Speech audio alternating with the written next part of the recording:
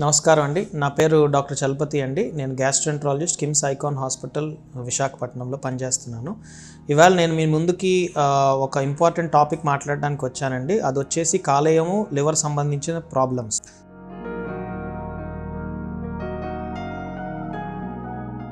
So ఈ liver డిసీజెస్కి ఏంటంటే కామన్గా మనకి అనుకునేది ఏంటంటే డైట్ గురించి. సో లివర్కి ఏం డైట్ తీసుకోవాలి అనేది.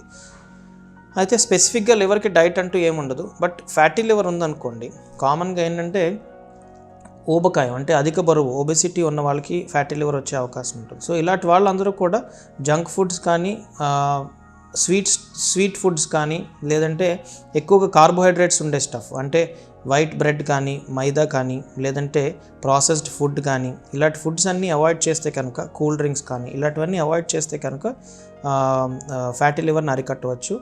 And at the same time ఏంటంటే బరువుని కంట్రోల్లో పెట్టుకోవడం అంటే ఎక్సర్సైజ్ చేసుకోవడం, తరచుగా వ్యాయామం చేయడం, అట్లీస్ట్ 40 to 45 minutes రోజుకి ఎక్సర్సైజ్ చేసి త్రూఅవుట్ చేయగలిగితే కనుక బరువు అనేది కంట్రోల్లో పెట్టుకోవడం, ఫ్యాటీ లివర్ మళ్ళీ రివర్స్ అవుతుంది. లేదంటే మళ్ళీ ఫ్యాటీ లివర్ పెరుగుతూ వెళ్తూ ఉంటుంది.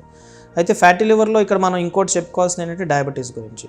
సో ఫ్యాటీ లివర్ డయాబెటీస్ ఉన్న వాళ్ళలో కామన్గా ఉంటుంది. సో డయాబెటీస్ ఉన్నవాళ్ళు ఊబకాయం లేకపోయినా, ఒబెసిటీ లేకపోయినా కొంతమందికి ఈ ఫ్యాటీ లివర్ వచ్చి సన్నగా ఉన్న వాళ్ళలో కూడా ఎఫెక్ట్ అవుతుంది. సో ఇది ప్రాబ్లం. సో అందుకని డయాబెటీస్ని కూడా మనము కంట్రోల్లో పెట్టుకోవాలి, ట్యాబ్లెట్స్ వాడుకోవాలి, ఇంజెక్షన్ వాడుకోవాలి, ఇన్సులిన్ వాడుకోవాలి. అది డాక్టర్ సలహా బట్టి మనము ఫాలో అవుతూ ఉండాలి.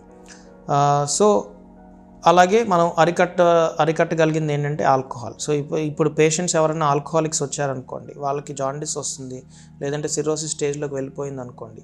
సో అలాంటప్పుడు మనం ఏం చేయలేం. బట్ స్టిల్ ఆల్కహాల్ ముందే ఇది ప్రాబ్లం ఫేస్ చేస్తున్నారు అనుకుంటే కనుక వాళ్ళకి ప్రాపర్ కౌన్సిలింగ్ ఇస్తాము అండ్ వాళ్ళకి ప్రాపర్ మెడికేషన్స్ ఇచ్చి ఆల్కహాల్ అరికట్టడం జరుగుతుంది. అండ్ ఆల్కహాల్ కనుక ఆపేసుకుంటే అర్లీ స్టేజ్లో లివర్ డిసీజ్ని మనం గుర్తించగలం అండ్ దెన్ రివర్స్ చేయగలం కూడా.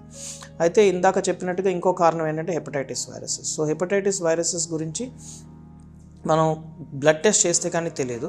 So hepatitis B, hepatitis C అని 2 రకాల వైరస్లు ఉంటాయి ఇందాక చెప్పినట్టుగా.